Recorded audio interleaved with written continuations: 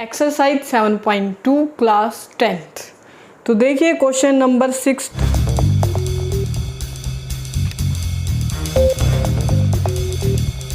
If 1, 2, 4y, x, 6, 3, 5 are the vertices of a parallelogram taken in order, find x and phi। आपको x और y की value निकालनी है। आपके पास एक पैरेललोग्राम दे दिया। अब सबसे पहले तो आपको ये पता होना चाहिए कि पैरेललोग्राम की प्रॉपर्टीज़ क्या होंगी।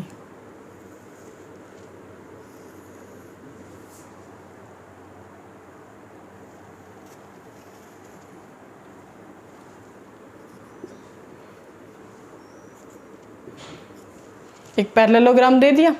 पैरेललोग्राम के वर्टेक्सेस कुछ इस टाइप से दे रखे हैं, ऑर्डर में लेने मैंने आपको पहले ही बताया था, या तो हम क्लॉकवाइज लेंगे या हम एंटी क्लॉकवाइज लेंगे।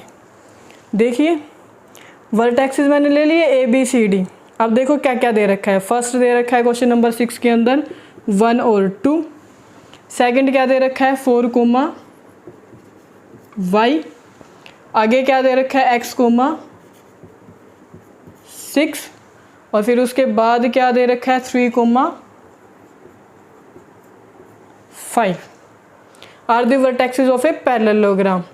एक्स और वाई को फाइंड करना है और ये आपको दे दिया कि ये किस चीज़ के हैं, पैरेललोग्राम के। तो देखिए सबसे पहले तो ये जान लीजिए कि पैरेललोग्राम होता क्या है। ये तो हम पहले भी कर चुके हैं, जूनियर क्लासेस में आप पहले पढ़ के भी आए हैं कि पैरेललोग्राम एक्चुअल में होता क्या है। बट एक बारी फिर से देख लीजिए, जैसे कि मैंने आपको बताया था हम बेस से शुरू करेंगे। पैरेललोग्राम की यहाँ पे हमें जो प्रॉपर्टी यूज़ करनी है वो कौन सी होगी, वो प्रॉपर्टी होगी आपकी डायगोनल्स वाली। पैरेललोग्राम के जो डायगोनल्स होते हैं वो ऑलवेज एक दूसरे को क्या कर सकते हैं, एक दूसरे को बाइसेक्ट करेंगे। इक्वल तो नहीं होते पैरेललोग्राम के डायगोनल्स, बट एक दूसरे को बाइसेक्ट ज़रूर करेंगे। अगर वो एक दूसरे को बाइसेक्ट करेंगे तो देखो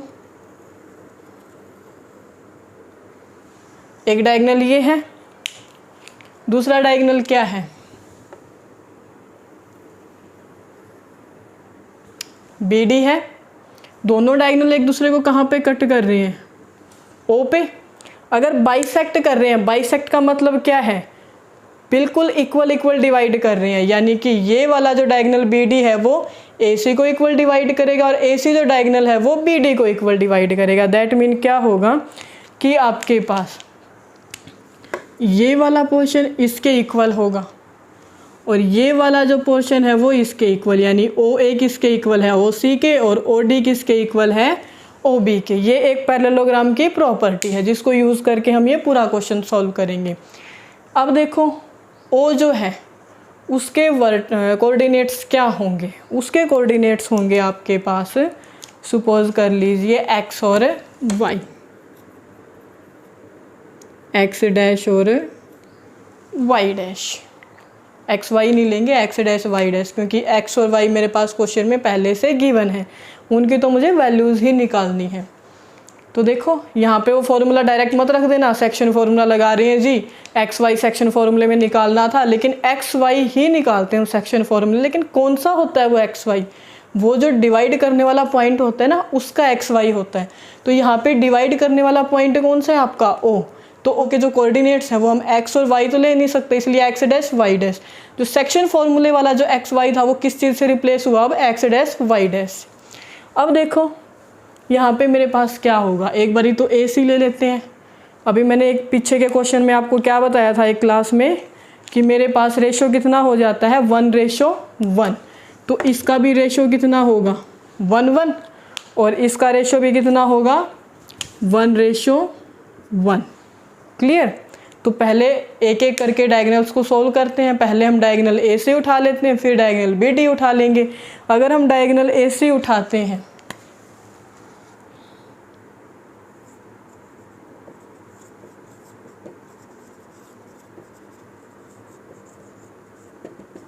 ए सी डायगोनल को यूज़ करते हुए मेरे पास एक्स डैश और वाई डैश की वैल्यू, एक्स डैश सेक्शन फॉर्मूले वाला एक्स ही है यहाँ पे। अब वैल्यू यूज़ कीजिए, ये क्या है x1 y1, ये x2 y2 और ये m1 और m2। रेशोज़ कितना है यहाँ पे 1:1।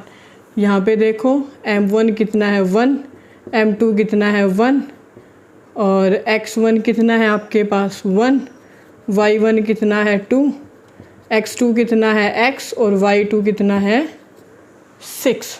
ये वैल्यूज़ हैं AC डायगनल्स की। ये किसकी वैल्यूज़ हैं?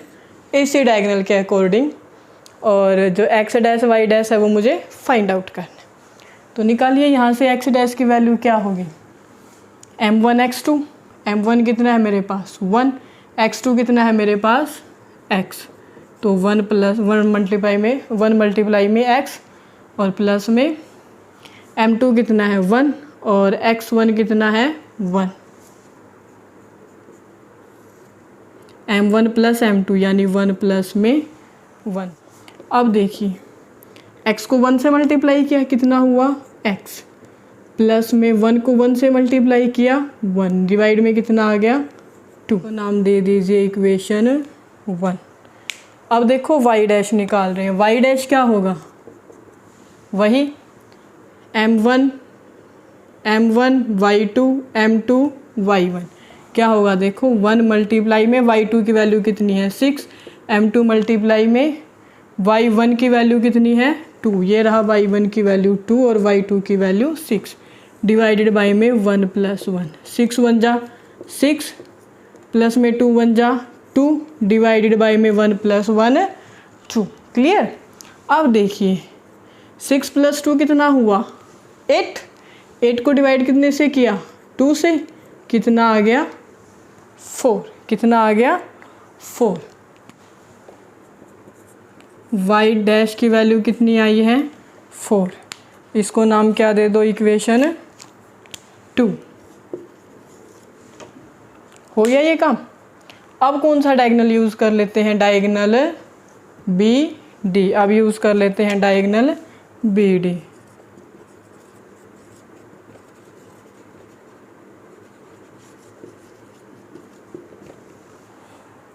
अब BD को यूज़ करते हुए मुझे क्या निकालना है फिर से? अब देखो AC को तो मैंने यूज़ कर लिया, A और C उठा लिए, x1 y1 x2 y2 m1 m2 और रेशो ले लिया था और x डैश y डैश की वैल्यूज़ भी निकल गई कंप्लीट। अब क्या निकालेंगे BD डायगोनल में? इस डायगोनल में देखो ये पॉइंट है, ये भी क्या है मिड में है, तो रेशो क्या होगा 1:1। तो अब देखिए इसके भी नोट कर लेते हैं यहाँ पे, m1 कितना है 1, m2 कितना है 1, x1 y1 क्या होगा 3 और 5, x2 कितना होगा 4 और y2 कितना होगा y। ये किसके लिए है 4y 3 5 और 1:1, किसके लिए है? डायगोनल BD के लिए। वैल्यूज़ नोट कर ली। अब फिर से हम क्या निकालेंगे? Section formula. सेक्शन फार्मूले में वही, इसके भी ये भी कौन सा पॉइंट है? O पॉइंट है जो बीच में है और इसके कोऑर्डिनेट्स क्या है मेरे पास x डैश और y डैश। हम फिर से वैल्यू किसकी निकाल रहे हैं? x डैश और y डैश की। देखिए x डैश क्या होगा m1 x2 यानी 4 मल्टीप्लाई 1, तो लिखिए 4 मल्टीप्लाई 1 प्लस में m2 m2 कितना है 1 और x1 कितना है 3, तो 1 मल्टीप्लाई 3 डिवाइडेड बाई में 1 प्लस 1, 4 1 जा 4, 3 1 जा 3 डिवाइडेड बाई में 2 यानी कि 7 बाई में 2।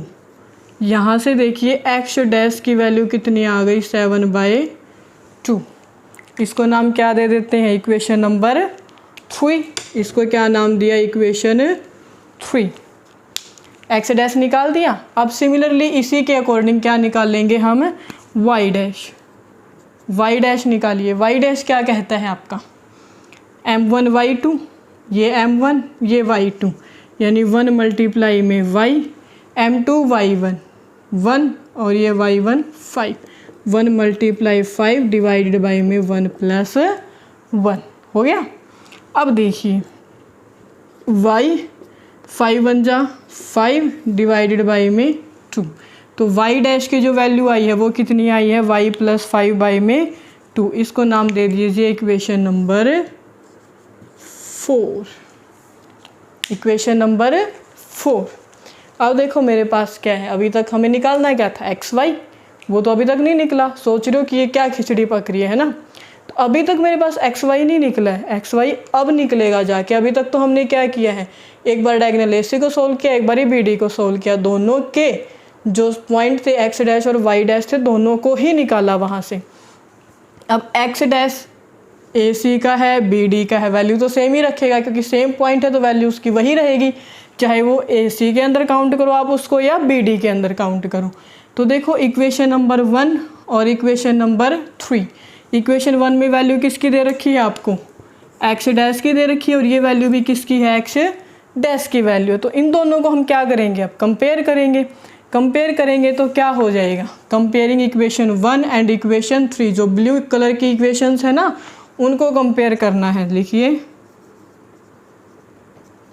कंपेयरिंग इक्वेशन 1 एंड इक्वेशन 3, क्या मिलता है आपको, इधर से एक्स डैश है इधर भी एक्स डैश है, दोनों ही एक्स डैश की वैल्यू है। तो अगर इनकी लेफ्ट हैंड साइड की वैल्यू सेम है तो राइट हैंड साइड की वैल्यू भी क्या होगी, सेम होगी, यानी कि x + 1 divided by 2 is equals to 7/2, ये आ जाएगा। इस इक्वेशन को और इस इक्वेशन को कंपेयर करने पे एक्स डैश की वैल्यू कितनी थी 7/2 और एक्स डैश की वैल्यू की थी x + 1/2, दोनों को इक्वल रख दिया। तो अब इसको सोल्व कीजिए, यहाँ से किसकी वैल्यू निकालेंगे हम, x की। तो देखिए 2 दोनों तरफ पूरी इक्वेशन को डिवाइड कर रहा है तो 2 डिवाइड हो जाएगा, x + 1 है, 1 को उधर लेके जाएंगे तो क्या बन जाएगा, x = 7 - 1, 1 इधर प्लस उधर जाएगा तो क्या होगा -1, तो x की वैल्यू कितनी आ गई 6। ये देखिए हमारी फर्स्ट वैल्यू निकल गई। मुझे क्या निकालना था, x की वैल्यू तो निकल गई मेरे पास 6। अब किसकी वैल्यू निकालनी है, y के लिए हम किसको कंपेयर करेंगे, हम इक्वेशन 2 और 4 को, सही समझे। ब्लू कलर की इक्वेशन थी 1 और 3, वो कंपेयर कर ली। अब कौन सी इक्वेशंस को कंपेयर करेंगे, 2 और 4 को। यहाँ से भी y डैश की वैल्यू और यहाँ से भी y डैश की वैल्यू, दोनों डायगोनल से जो हमने y डैश की वैल्यू निकाली थी उनको कंपेयर करने की बारी है। थोड़ा सा ऊपर का रफ कर दूँ,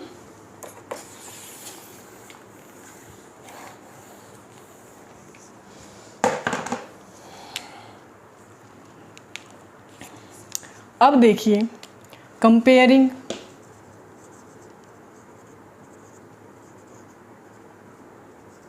सेकंड एंड फोर्थ। जब सेकंड और फोर्थ को कंपेयर कर रहे हैं तो आपके पास क्या बन रहा है, सेकंड में y डैश की वैल्यू कितनी है 4, यानी कि ये 4 इक्वल्स टू फोर्थ इक्वेशन में y डैश की वैल्यू कितनी है आपके पास, y + 5/2, तो y + 5/2 करें इनको सोल्व, y की वैल्यू निकल जाएगी। अब देखो ये 2 y + 5 पूरे के डिवाइड में क्या है 2 है, डिवाइड में है तो लेफ्ट हैंड साइड में जाते ही क्या हो जाएगा, ये मल्टीप्लाई, 4 × 2 = y + 5, 4 × 2 = कितना हो जाएगा 8 इज इक्वल्स टू y + 5। अब ये +5 है, इधर आएगा तो क्या हो जाएगा ये -5। तो यहाँ से देखिए y की वैल्यू कितनी हो गई 8 - 5, कितना बचेगा y की वैल्यू 3। तो ये देखिए y की वैल्यू भी कितनी निकल गई 3। अब ये जो y था इसकी वैल्यू निकल गई 3 और ये जो x था इसकी वैल्यू क्या निकल गई 6। क्लियर। क्वेश्चन थोड़ा सा कॉम्प्लिकेटेड था बट मुश्किल नहीं है।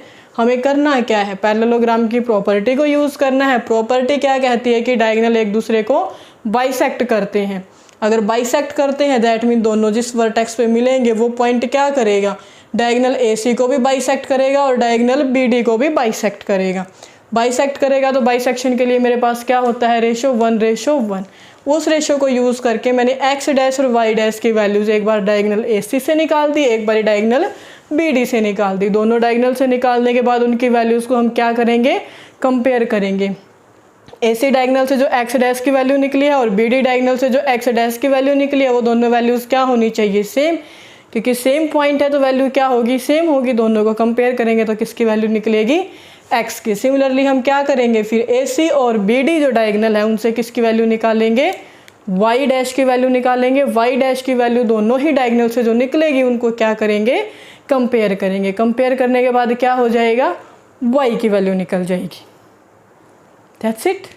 Please subscribe our channel Jyoti Dalal, Your Life, Your Rules, and don't forget to press the bell icon, and please like our video, share and comment.